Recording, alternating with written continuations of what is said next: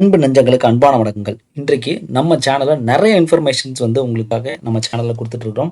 நம்ம சேனலுக்கான WhatsApp channel இந்த வீடியோவோட டிஸ்கிரிப்ஷன்ஸ்ல அவைலபிளா இருக்கு. கண்டிப்பா போயிட்டு ஃபாலோ பண்ணிக்கங்க. அதுல ஜாயின் பண்ணிக்கங்க. அண்ட் நெறைய நபர்கள் மோர் தென் 70% நம்ம சேனல சப்ஸ்கிரைப் பண்ணாம பார்க்குறீங்க. கண்டிப்பா சப்ஸ்கிரைப் பண்ணி சப்போர்ட் பண்ணுங்க. அண்ட் கமெண்ட்ல நெறைய இன்ஃபர்மேஷன்ஸ் கேட்குறீங்க. கண்டிப்பா அதையும் குடுத்துட்டு இருக்கோம். எனக்கு இன்னொரு ரொம்ப ரொம்ப சந்தோஷமான ஒரு விஷயம் ஷேர் பண்ணணும். நம்ம சேனல் அ இத பத்தின ஒரு விஷயம் அ கடந்த ஒரு 2 நாளுக்கு முன்னாடி நம்மளுடைய டைரக்டரேட் ஆஃப் இந்தியன் மெடிசின் ஹோமியோபதியில உள்ள இருக்கக்கூடிய ஒரு ஆசிரியர் அவர்கள் எனக்கு கால் பண்ணிட்டு, ஐ மீன் இந்த மாரி சேனல் ஒரு இன்ஃபர்மேஷன் அப்ளிகேஷன் ஃபில்லிங் சம்மந்தமான இன்ஃபர்மேஷன்ஸ் எஃப்ஏக்யூஸ் ரிலேட்டடா நெறைய விஷயம் உண்மையிலேயே பண்றீங்க.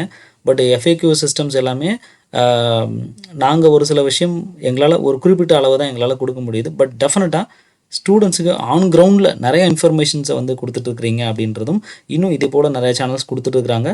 பட் இது எல்லாமே பார்க்க எனக்கு ரொம்ப சந்தோஷமா இருந்துச்சு. Being an Siddha student Siddha பீப்பிள்ல இருந்து இந்த மாதிரியான ஒரு இன்ஃபர்மேஷன்ஸ் வரும்போது ஆத்தென்டிகேட்டா இருக்கும் அப்படின்றதும் அவங்களுக்கு புரிஞ்சிருக்கும். ஸோ அந்த விஷயம் சார்பா அவங்களும் என்ட்ட பேசி ஒரு வாழ்த்துக்கள் தெரிவிச்சாங்க நம்ம சேனலுக்கு. ஸோ இந்த சேனலுக்கான வாழ்த்து எனக்கு மட்டும் இல்ல, இத ஃபாலோ பண்ற உங்களுக்காகவும் தான் அப்படின்றத மறந்துறக்கூடாது. சரி, இன்னைக்கு வீடியோல என்ன சார் பார்க்க போறோம் அப்படின்னா, நெறைய பேர் கேட்குறீங்க 2 விஷயம் சரியா? ஒண்ணுன்னா, சார் மேனேஜ்மென்ட் சீட்டுக்கு அதாவது management quota in self financing காலேஜஸ்ல எவ்வளோ சார் ஃபீஸ் அப்படின்னு கேட்குறீங்க. சரி, என்ன சார் இதெல்லாம் பழசா பேசிட்டீங்க, திரும்பவும் பேசணுமா? நெறைய பேர் என்னன்னா நம்ம சேனல்ல ஃபுல் லென்த் குவரீஸ் நம்ம அந்த டவுட் செஷன்ஸ்லாம் நடத்தணும் இல்லையா? அதெல்லாம் யாருமே பார்க்கல. சும்மா எல்லாருமே கமெண்ட்ஸா கேட்டுட்டு இருக்கிறீங்க. அதனால தான் இத்தனை கமெண்ட்ஸ் உங்களுக்கு வருது. சரி, இது இருக்கட்டும். அதுக்கடுத்து நான் இதில முக்கியமா ஷேர் பண்ணக்கூடியது என்னன்னா, கவுன்சிலிங்க்கு நீங்க போறப்போ, ஒரு மேனேஜ்மென்ட் கோட்டா சீட்ஸ்க்காக நீங்க போறீங்க அப்படின்னா, எவ்வளோ கையில வச்சுக்கணும் அப்படின்ற ஒரு அமௌண்ட்டுக்கான ஒரு விஷயத்தையும் நான் ஷேர் பண்ண போறேன். இதில ஏன் சார் மேனேஜ்மென்ட் கோட்டா மட்டும் இம்பார்ட்டன்ட்டா சொல்றீங்க அப்படின்னா, ஏன்னா நம்ம எடுக்க போறது ஒண்ணு கவர்மெண்ட் கோட்டாவோ, அல்லது ஆல் இண்டியா கோட்டாவோ, அல்லது மேனேஜ்மென்ட் கோட்டா சீட்ஸ் தான் எடுக்க போறோம். சரியா? இதில ஒவ்வொன்னுக்கும் தனித்தனியா இவ்வளோன்னு எடுத்துட்டு போறத விட, ஹையஸ்ட் எதுக்கு? மேனேஜ்மென்ட் கோட்டா சீட்டுக்கான ஒரு குறிப்பிட்ட அமௌண்ட் ஆஃப் ஃபீஸ் இருக்கும் இல்லையா? அந்த விஷயத்த மட்டும் கையில வச்சுக்கிட்டீங்கனாலே, உங்களுக்கு கவர்மெண்ட் கேட்டா கிடைச்சா அதுக்கு ரொம்ப ரொம்ப குறைவான ஃபீஸ் தான் வரும். ஆல் இண்டியாக்கும் அதுக்கு குறைவான அமௌண்ட் தான் நீங்க கட்டுற மாரி இருக்கும். அதுவும் இந்த மேனேஜ்மென்ட் கோட்டானா இது கொஞ்சம் ஹையர் அமௌண்ட்ல கட்டுற மாரி இருக்கும். ஸோ அப்போ ஹையர் அமௌண்ட் என்னவோ அத நம்ம கையில வச்சுட்டோம்னா, நம்ம ரொம்ப சேஃபான ஒரு இதில இருக்கலாம். சரியா? ஸோ அதனால கவுன்சிலிங் ஓரியன்டடான ஃபீஸ்க்கு மட்டும் எவ்வளோ ஆகும் அப்படின்றது நம்ம சொல்லிட்டோம் அப்படின்னா, எல்லாருக்கும் பயனுள்ளதா இருக்கும். அண்ட் நெறைய ஃபேமிலிஸ் பார்த்தீங்கன்னா, ம் எல்லாமே இப்போ நான்லாம் படிக்கிற சமயத்தில ஃபர்ஸ்ட்டு கவுன்சிலிங் போற சமயத்துலலாம், என்னோட படிப்புக்கான செலவு இன்னொருத்தங்கள்ட்ட கடன் வாங்கி தான் நான் கொண்டு போய் இந்த கோர்ஸ்ல ஜாயின் பண்ணக்கூடிய வாய்ப்பெல்லாமே இருந்துச்சு. ஸோ எல்லாருடைய ஃபேமிலியும் சொஃபிஸ்டிகேட்டடா இருக்காது. ஸோ இப்போ அதுக்கான விஷயங்கள், அதுக்கான அனுபவங்கள எங்கள்ட்டருந்து உங்களுக்கு தரோம். சரி, இதில எம்ன்றது நோட் பண்ணியிருக்கிறது மேனேஜ்மென்ட் கோட்டாக்கான சீட்ஸு. அதில வரக்கூடிய management quota in self financing colleges, medical காலேஜஸ்ல இருக்கக்கூடிய சீட்டுக்கான ஃபீஸ் என்னன்றது பார்ப்போம். சரி, முதல்ல கேட்டகரி வைஸ் பிஎஸ்எம்எஸ் கோர்ஸுக்கு இது மேக்ஸிமம் 4க்குமே நல்லா காமனா தான் இருக்கும். ஸோ பிரிச்சு சொல்லியிருக்கேன். பிஎஸ்எம்எஸ், பிஏஎம்எஸ், பிஹெச்எம்எஸ், பியூஎம்எஸ் கோர்ஸஸ்க்கான மேனேஜ்மென்ட் கோட்டா ஃபீஸ் அப்படின்றது 2,50,000 சரியா?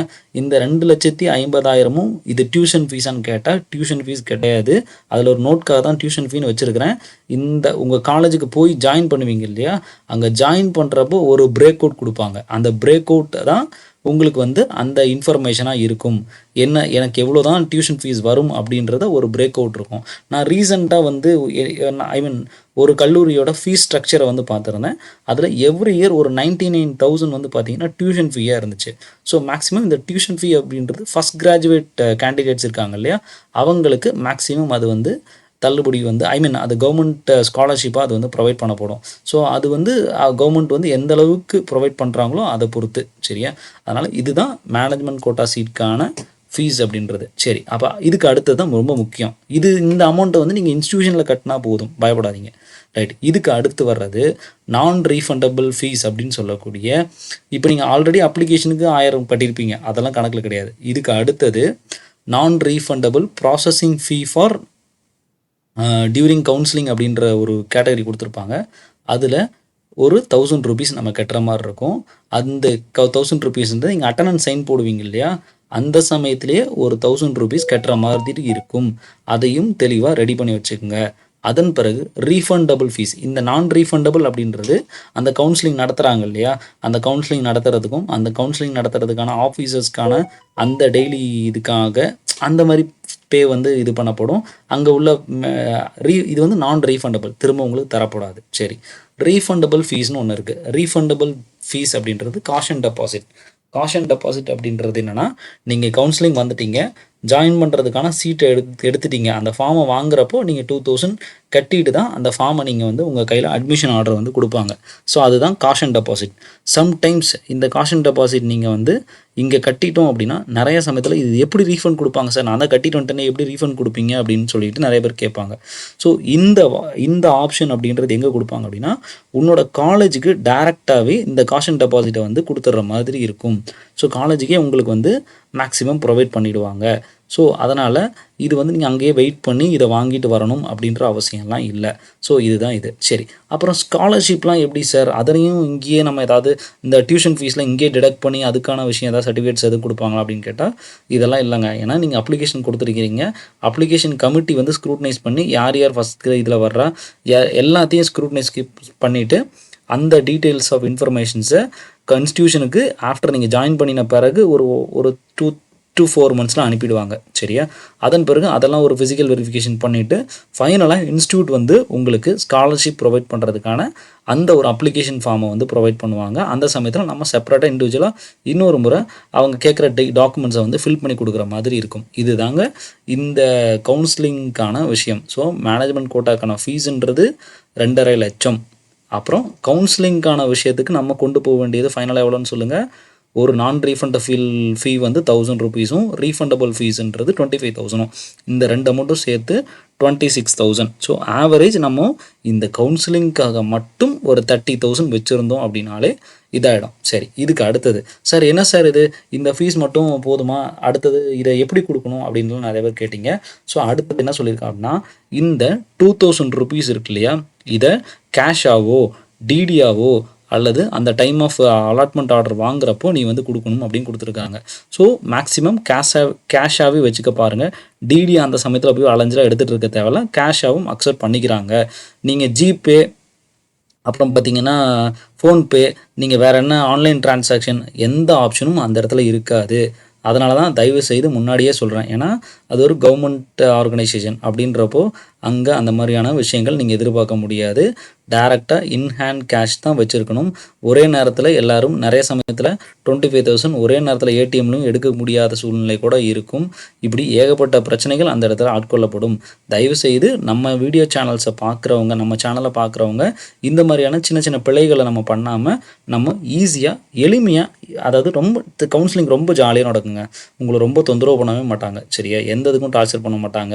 நல்லா நீட்டாக நடக்கும். அவங்களோட அந்த கார்டியல் வெல்கமிங்கே நல்லா தான் இருக்கும். பட் என்ன கவர்மெண்ட்ன்றதுனால கொஞ்சம் ரெஸ்ட்ரிக்டடாக இருப்பாங்க, அவ்வளோதான். ஸோ நீங்கள் இது இல்லையா போய் எடுத்துகிட்டு வான்னு தான் சொல்லுவாங்க. அமௌண்ட் இல்லையா, நீங்கள் ஆன்லைன் பேமெண்ட் கிடையாதுங்க போய் எடுத்துகிட்டு வாங்கன்னு சொல்லுவாங்க. ஸோ அதனால தான் தயவுசெய்து இந்த கன்சர்னை நீங்கள் முன்னாடியே வச்சுக்கணும். சரி, அதன் பிறகு நான் ரீஃபண்டபிள் ஃபீன்னு சொல்லக்கூடிய 1000 ரூபீஸை கேஷாக தான் பே பண்ணணும். எப்போ அப்படின்னா, before the signing attendance register meant for participating in the counselling. நீ அட்டண்டன்ஸில் சைன் போடுற அப்படின்னா கவுன்சிலிங்கில் பார்ட்டிசிபேட் பண்ணுறேன்னு அர்த்தம். ஸோ அதன் காரணத்தினால நீ வந்து நான் ரீஃபண்டபிள் ஃபீயான 1000 ரூபீஸை நீ வந்து கட்டிடு அப்படின்னு சொல்லக்கூடியதான் இது. அப்போது ஆக மொத்தம் நம்ம ஒரு 30,000 கையில் கவுன்சிலிங்காக மட்டும் சேஃப்டியாக வச்சுருக்கணும். அது தவிர்த்து ஃபுட்டு, ட்ராவல், மேபி ஸ்டே இருந்தால் தங்குறதுக்கான விஷயங்கள். ஸோ இதெல்லாம் அடிஷ்னலாக நீங்கள் பார்த்துக்கணும். ஸோ கவுன்சிலிங்காக மட்டும் நான் சொன்ன மாதிரி 30,000 ஸ்ட்ராங்காக வச்சுக்கோங்க, மேனேஜ்மெண்ட் கோட்டாக்கானது. ஸோ இந்த அமௌண்ட்டை வச்சுக்கிட்டிங்கனாலே மேக்ஸிமம் இது உங்களுக்கு மேனேஜ்மெண்ட் கோட்டாவுக்கு முன்னாடியே கவர்மெண்ட் கோட்டா கிடச்சினாலும் மீதம் அமௌண்ட் இருக்கோ அதை நீங்கள் எடுத்துகிட்டே வந்துடலாம். ஸோ அடுத்த வீடியோவில் கவர்மெண்ட் கோட்டாக்கான இது ஆல் இண்டியா கோட்டாக்கான ஃபீஸ் என்ன அப்படின்றதையும் டீட்டெயிலாக நான் சொல்கிறேன். Thank you very much. Keep on following நம்ம சேனல். வாட்ஸ்அப் சேனலை ஃபாலோ பண்ணிங்க. நிறைய பேர் சப்ஸ்கிரைப் பண்ணாமல் பார்க்குறீங்க நம்ம சேனலை. கண்டிப்பாக சப்ஸ்கிரைப் பண்ணிக்கங்க. சப்ஸ்கிரைப் பண்ணி சப்போர்ட் பண்ணுங்கள். Thank you very much.